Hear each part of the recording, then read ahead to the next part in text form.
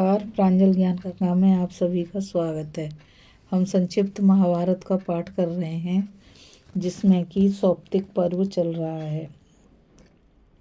कल हमने कथा में अश्वत्थामा आदि का दुर्योधन को सब समाचार सुनाना तथा दुर्योधन की मृत्यु की कथा को पढ़ा था। अब राजा युधिष्ठिर और द्रौपदी का मृत पुत्रों के लिए शोक तथा द्रौपदी की प्रेरणा से भीमसेन का अश्वत्थामा को मारने के लिए जाना। पैसमपान जी कहते हैं, बैरात बीतने पर धृष्टद्युम्न के सारथी ने राजा युधिष्ठिर को शिविर में सोए हुए वीरों के संहार की सूचना दी। उसने कहा, महाराज राजा द्रुपद के पुत्रों के सहित सब द्रौपदी पुत्र शिविर में निश्चिंत होकर बेखबर सोए हुए थे। वे सभी मार डाले गए। आज रात्रि में क्रूर कृतवर्मा कृपाचार्य और पापी अश्वत्थामा ने आपके सारे शिविरों को नष्ट कर डाला। इन्होंने प्राश, शक्ति और फरसों से हजारों योद्धा तथा हाथी घोड़ों को काटकर आपकी सेना का संहार कर डाला है। कृतवर्मा कुछ व्यग्र चित्त था, इसलिए सारी सेना में से एक में ही किसी प्रकार बचकर निकल आया हूँ।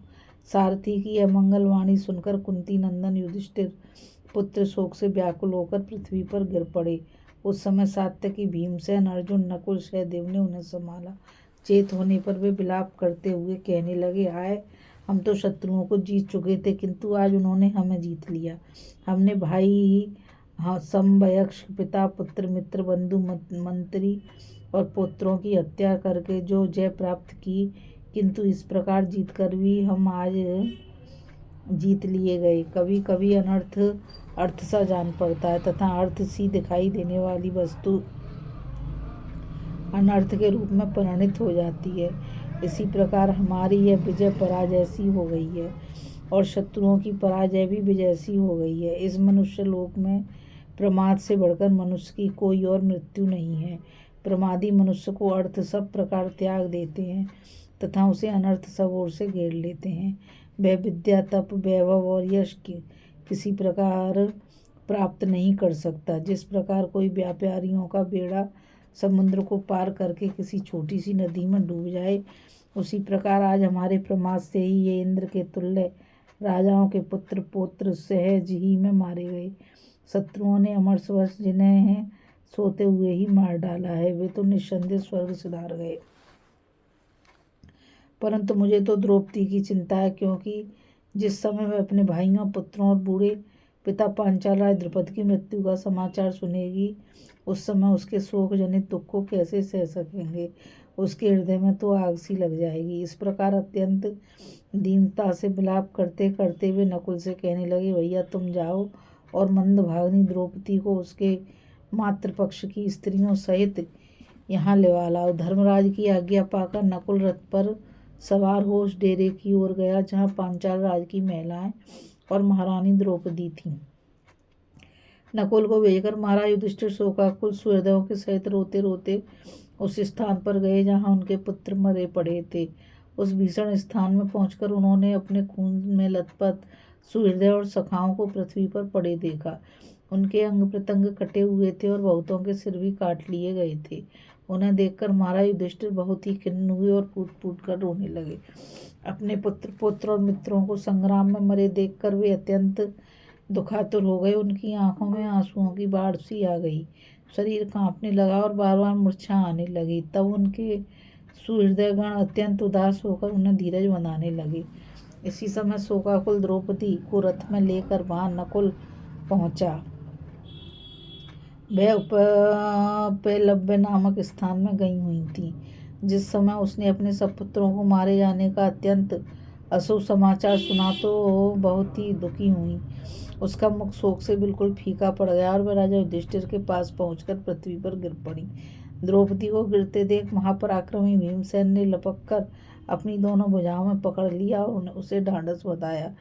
तब वह रो रो कर राजा युधिष्ठिर से कहने लगी, राजन, अपने वीर पुत्रों को छात्र धर्म के अनुसार मारा गया सुनकर आप तो उपलब्ध नगर में मेरे साथ रहकर याद भी नहीं करेंगे, परंतु पापी अश्वत्थामा उन्हें सोते हुए मार डाला। यह सुनकर मुझे तो उनका शोक आग की तरह जला रहा है। यदि आप आज ही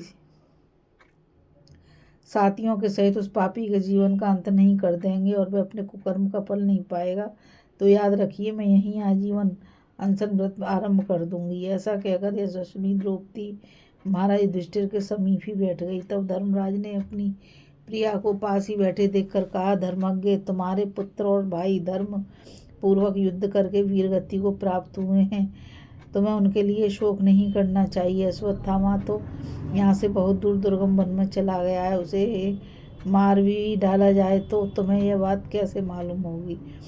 द्रौपदी ने कहा, राजन, मैंने सुना है कि अश्वत्थामा के सिर में जन्म के साथ ही उत्पन्न हुई एक मणि है।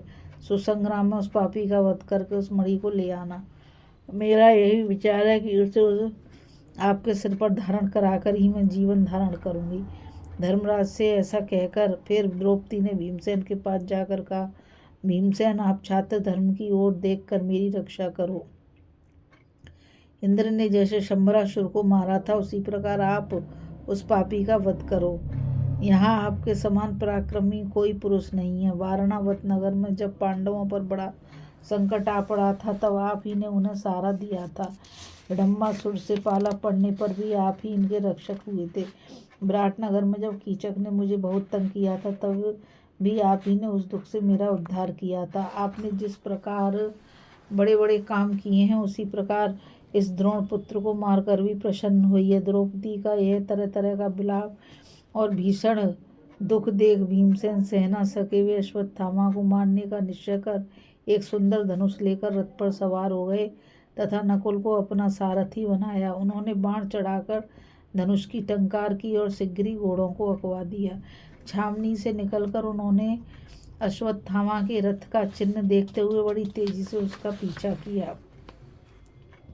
अभी हम कथा में राजा युधिष्ठिर और द्रौपदी का मृत पुत्रों के लिए शोक तथा द्रौपदी की प्रेरणा से भीमसेन का अश्वत्थामा को मारने के लिए जाने की कथा को पढ़ेंगे। इस कथा में बस इतना ही, और आगे कथा में हम श्री कृष्ण का अश्वत्थामा के विषय में एक पूर्व प्रसंग सुनाने की कथा पढ़ेंगे। मुझ गीता रावत को आज्ञा दीजिए, कल फिर मिलेंगे एक नई कथा के साथ। और मैं आप सभी से यही कहना चाहूँगी कि इस चैनल को ज़्यादा से ज़्यादा लाइक, शेयर और सब्सक्राइब कीजिए, ताकि यह अमूल्य ज्ञान अधिक से अधिक लोगों तक पहुँच सके। राधे राधे, जय श्री कृष्णा, नमस्कार।